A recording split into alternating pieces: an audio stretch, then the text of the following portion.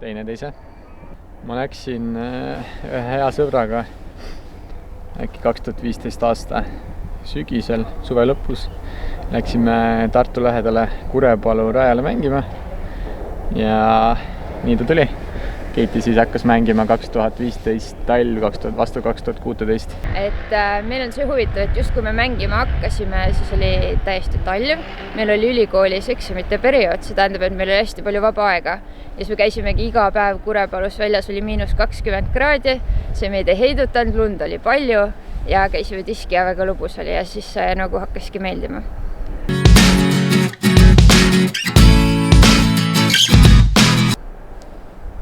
Üks asi on kindlasti see, et saab palju ringi reisida, ehk siis kas Eestis või lähiriikides, naaberriikides. Kindlasti teine asi on see, et saad väljas olla ja palju lihtsalt ringi liikuda. Ja kolmas on kindlasti, et on üsna selline omapärane ala, kus sul on millegi üle nii-öelda kontroll või sa tahaksid, et oleks, kui viskad kätte õhku, siis ta annab sulle selle, kui visedab välja selle hea tunde ja rahulolu. Mul on lihtsalt see tahtmine mängida nii suur, et ma nagu vanasti, kui me alustasime algusaastat, siis ma ootasin, et Marger koju tuleks, kui me enne teda kodus olime. Kas täna lähme diski? No nüüd on natuke vähem aega, aga ikkagi nii kui vaba päev on, lähme ikkagi rajale ja mängime. Nii et te mängite peaaegu iga päev? No praegu enam mitte, sest nii me käime tööl. Pigem ainult meil on suvel mängime, ma arvan nädalas mina mängin, ma arvan 3 päeva, 2 päeva. Viimane suvi ma käisin, mul oli selline rutiin, et ma käisin esmaspäevast neljapäevani iga päev nädalamängul, iga õhtu siis erinevas kohas Lõuna-Eestis ja siis nädalavahetusel tulid juba võistlused peale. Aga see oli sellepärast, et ma lõpetasin just kooli ja terve suvi oli vaba. Nüüd on see elu nagu natukene kiirem, et mõlemad käime tööl.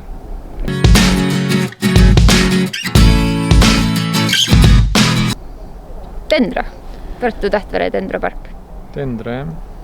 Ja täna on siis Tartus üsna palju radu tegelikult võrreldes Tallinnaga. Et meil on Roosirada veel, siis on uus park, on Resparada. Aga need ei ole kodurajad? Ei ole, tegelikult Voore võib ka olla kohati siuke metsaradades kodurada. Vooremäe, jah. See on nagu Tartust natukene eemal sõita, aga ikkagi lähedal.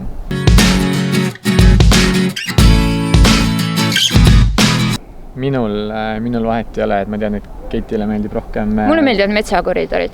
Mulle meeldib, kui mul on see siht ees, mida ma tabama pean. Mul on võib-olla natuke raskem, kui mul on kõik kavatud. Aga samas, jah, meeldib koridore visata.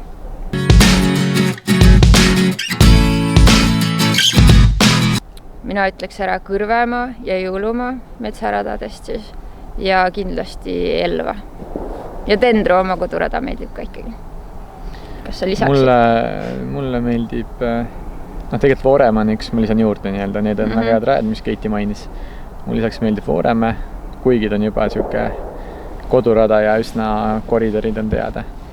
Lisaks meeldib ka Ida-Virumaa radadest Alutaguse, kuigi ta on päris puidne, aga samas kui sealt tulla miinusega maha, siis on alati hea tunne. Ja kõik rajad on omamoodi head, aga üldiselt need on sellised, kus mängiks iga päev.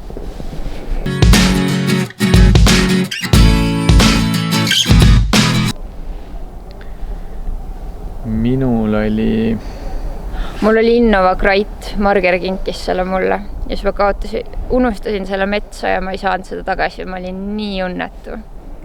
Ja sellest olen ma ilma. Minul oli äkki esimene ketas, mis ma ostsin, võib-olla ma eksin, ma ostsin sõbraga, üks osti siis Breakoudi endale ja teist ma ei mäletagi ja siis Butteritest oli PA3, ma tean.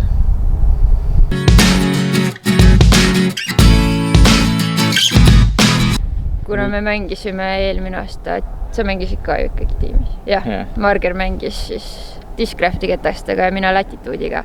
Siis ei olnud, aga nüüd? Nüüd ma paar tükki olen võtnud. Ma võtsin Butteri, vahetasin välja. Me putime sama kettaga nüüd? Krooniga.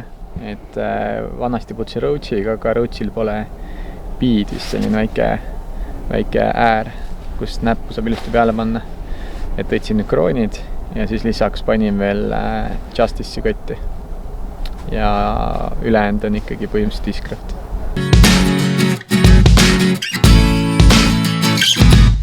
Marger luges selle kunagi üle. Ma kunagi lugesin selle Aga suvel see- üle, see oli siis midagi 320, 320 circa, aga nüüd ma arvan on siuke 350 pluss miinus mõni kätes.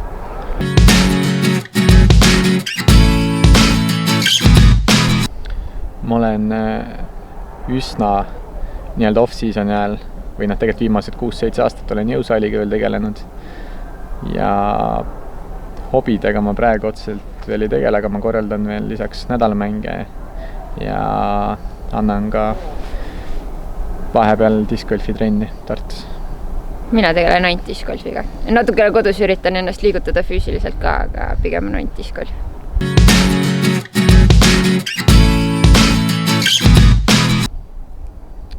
Ma võin alustada. Minul hetkeseisuga mul pole mitte ühtegi võistlust tulevaseks hooajaks planeeritud. Kindlasti lähen kuskile, aga hetkel ei saa midagi lubada, kuna olen üsna palju rõhku pannud tööle.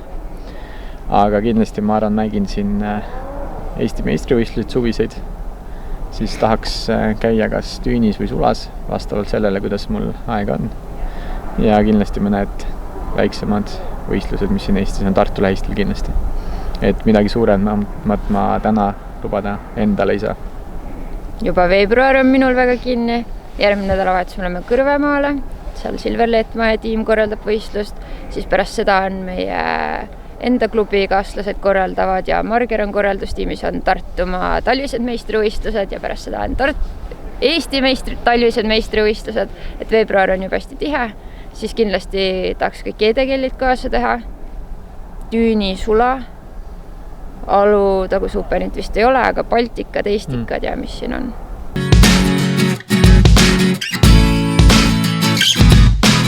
Minul on, ma arvan, 2017 oli mul selline üsna edukas aasta, kui ma olin paar aastat mänginud, siis ma sain sel ajal küll esimest korda harrastajate meistriks. Ja viimane suur saavutus on, ma arvan, kui oli Innova Baltic Tour 2019 nüüd juba.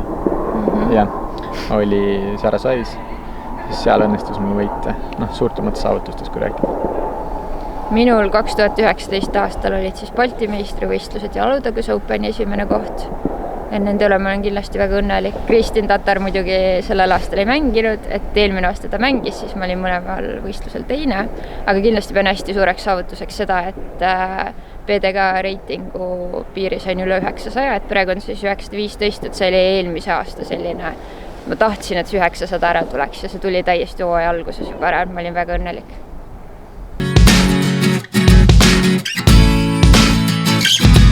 Jaa, väga palju. Diskivideosid vaatame väga palju. No tegelikult on nii, et Keiti tahab hästi palju vaadata. Marger on juba praeguseks natuke tüdinud, et alguses me vaatasime koos natuke rohkem.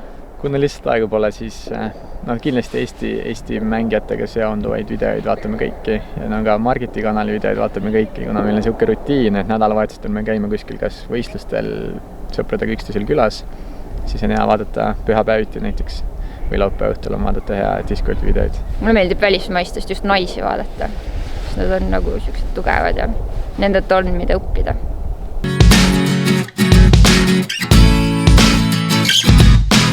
Võtke kõike funniga, nagu meie küll, kui me alustasime, kõik oli jumala fun, jumala suva, et visa välja ei tule, nagu me üldse ei läinud keegi närvi ega vihaseks, vaid lihtsalt seda peab nautima.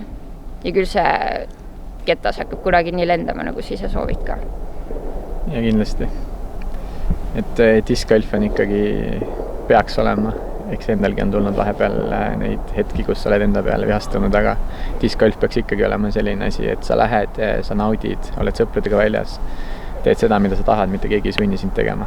Et tee tööd ja näe vaeva, kui tahad heaks saada. Aitäh! Näeme rajal!